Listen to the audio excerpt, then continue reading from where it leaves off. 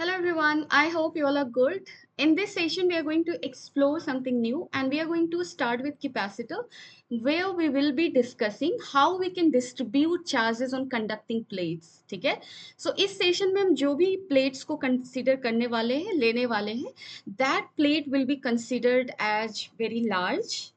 ठीक है end plate के पास सर्फेसेस होंगे जैसे ऐसा कुछ रेक्टेंगुलर प्लेट लेते हो it will have two surfaces surface one surface two so if it is large it will behave like a sheet ठीक है and for sheet we know that if we talk about simply one surface having positive charge then at any point here it will have electric field equal to sigma by 2 epsilon naught so that property we will be using in here. So let's go, I mean, through question we will learn. So let's have a look over the first question. And this is the simplest one, just the easiest one to learn the concept. So what is given in here? Charge Q is given to a plate A. Plate A को आप कितना charge दे रहे हो? Q. So let's give it a charge Q. And we have to calculate distribution on the surfaces. आप इस rectangular plate को ध्यान से देखो इसके पास कितने surface है दो एक है ये वाला front surface let's call it surface 1 and then this is one back surface let's call it surface 2 उसके बाद आपका ये surface हो गया let's call it third and ये हो गया आपका fourth plate B के लिए ठीक है अब हमें चार्ज को डिस्ट्रीब्यूट करना है first we will distribute it in variable term and then we will try to get the answer और वैल्यू ऑफ दैट वेरिएबल ठीक है सो इसके लिए देखो दो रूल्स है बेसिकली पहला रूल ये कहता है कि प्लेट का जो आपस में जो सामने सामने जो प्लेट्स होगा ना I mean plates which are facing each other जैसे यहाँ पे plate 1 and 3 this are facing each other so this surfaces will have equal and opposite charges. So अगर surface 1 को आप charge देते हो small q तो या फिर चलो q1 चार्ज देते हैं अगर इसको आप q1 चार्ज देते हो तो इस सरफेस पे कितना चार्ज जाएगा बताओ इस सरफेस पे चार्ज जाएगा q माइनस एक सेकेंड अभी इसकी बात नहीं करते अभी हम बात करते हैं सरफेस 3 की which is facing to the surface 1 so surface 3 पे कितना चार्ज जाएगा minus q1 equal and opposite charges ठीक है second thing that we are going to use is conservation of charge so plate A को आपने charge कितना दिया था q और q1 चार्ज उसके वन सरफेस पे चला गया तो सेकेंड सरफेस के लिए कितना चार्ज बचा q minus q1 because charge will be conserved if the system is isolated and here system of plate A एक सिस्टम है जिसके पास चार्ज है this system is isolated because it is not connected to earth it is not connected to battery it is not connected to anything that can take away its charge or that can give it some additional charge right so this system is basically isolated plate B is also isolated and in case of isolated system we can always do one thing that is we can conserve charge on it so that is what I have done here और इसी तरह से plate B was neutral अगर उसके एक surface में minus q1 charge आए तो अनदर सर्फेस पे प्लस q1 चार्ज जाना चाहिए ठीक है now is the turn to calculate the value of q1 वो हम कैसे कर सकते हैं तो देखो q1 निकालने के लिए एक सिंपल सा लॉजिक जो मैं यूज करने वाली हूँ that is you can make electric field I mean you can calculate electric field at any point inside the plate and since plate is a conductor electric field inside conductor used to be zero so यहाँ पे भी वो zero होगा so we will be taking a point inside the plate जहाँ पे electric field को हम क्या करेंगे zero करेंगे ठीक है सो लेट्स डू दैट यहाँ पे देखो मैंने डायग्राम को रीड्रॉ करा है ये पॉइंट पी लिया है so this surface has a charge of plus q1 this surface also has a charge of plus q minus q1 and this surface have a negative charge and this surface has a positive charge अब आप हर के लिए electric field का value निकालो p point पे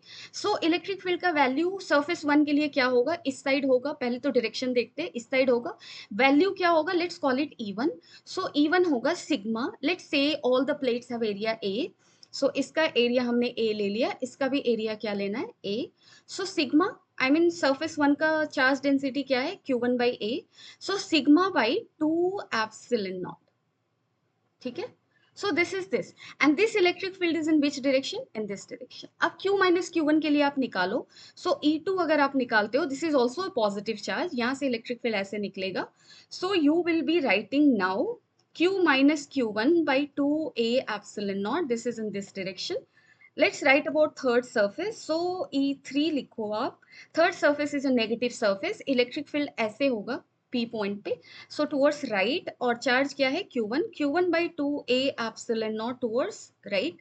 ठीक है, अगर सोच रहे हो कि मैंने यहाँ पे -Q1 क्यों नहीं लिखा, because negative value of charge is getting taken care of by the direction, ठीक है, इसलिए वैल्यूज लिख रही हूँ सिर्फ।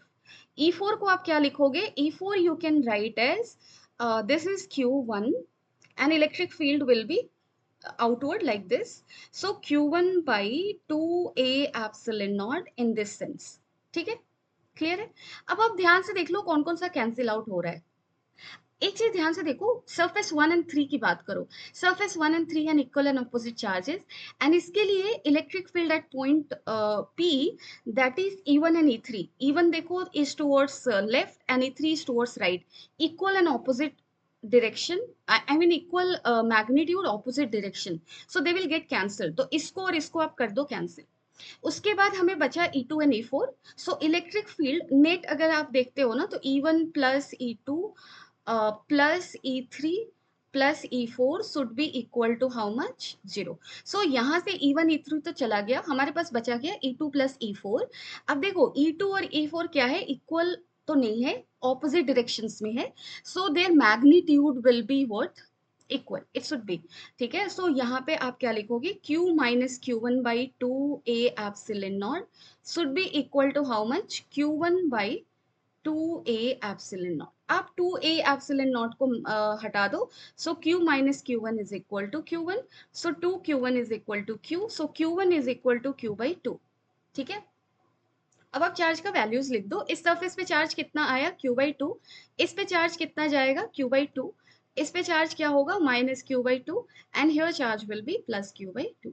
Let's now have a look over another thing, थोड़ा सा डिफरेंट कर रही हूँ, this time we are giving charges to both the plates. So we are giving charge here Q1 and we are giving charge here Q2। we have to calculate charge distribution on all the surfaces। let's take this is surface 1, this is 2, this is 3, this is 4। okay, कोई भी एक surface पे आप charge को मान लो, suppose कर लो हमने इस सरफेस पे चार्ज को माना स्मॉल q। ठीक है, तो इस सरफेस पे चार्ज किया जाएगा by conservation of charge. surface 2 will have a charge of Q1 minus Q। What will be charge on surface 4? Facing surface है, so it will have minus Q charge। And what will be charge here by conservation of charge? Q2 plus Q। So this is the distribution, right? और हमने previous question में एक चीज गौर किया था कि जिस सरफेस पे जो फेसिंग सरफेसेस है, जिस पे इक्वल एंड ऑपोजिट चार्ज है, उसके लिए इलेक्ट्रिक फील्ड जब हम निकाल रहे, तो वो magnitude wise I mean directly cancel हो रहा है, उससे कोई आंसर नहीं आ सकता, उसको कैंसिल कर देना है। जैसे मैंने यहाँ पे कैंसिल किया था, किस चीज को कैंसिल किया था, E1 एंड E3 को, है ना, E1 एंड E3 को डायरेक्टली हटा दिया था सीन से। So that we will do earlier here, we won't be writing. ठीक है, सो सरफेस 1 सरफेस 3 के लिए इलेक्ट्रिक फील्ड लिखने की जरूरत नहीं है at point, at any inside point. Suppose कर लो पॉइंट अगेन मैंने यहाँ लिया है P पे, सो 1 और 3 के लिए तो डायरेक्टली कैंसिल हो रहा है, मैग्नीट्यूड निकालने में कोई हेल्प नहीं मिलेगा। सो 1 एंड 3 को मैंने हटा दिया, 2 के लिए आप निकाल लो, it has a positive charge। So here this direction will be how much? It will be in this direction। Electric field value E2 आप लिख लो, that will be Q1 minus Q by 2a epsilon naught in this sense, right? And what will be the value because of E4?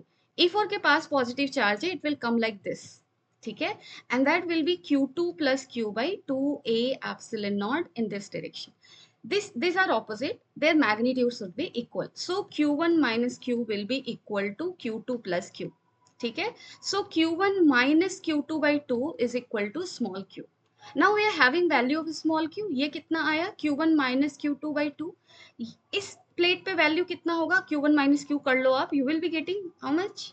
yes, Q1 plus Q2 by 2, and here you will be getting, this is minus Q, so minus of Q1 minus Q2 by 2, and here Q2 plus small q karo, you will be getting again Q1 plus Q2 by 2।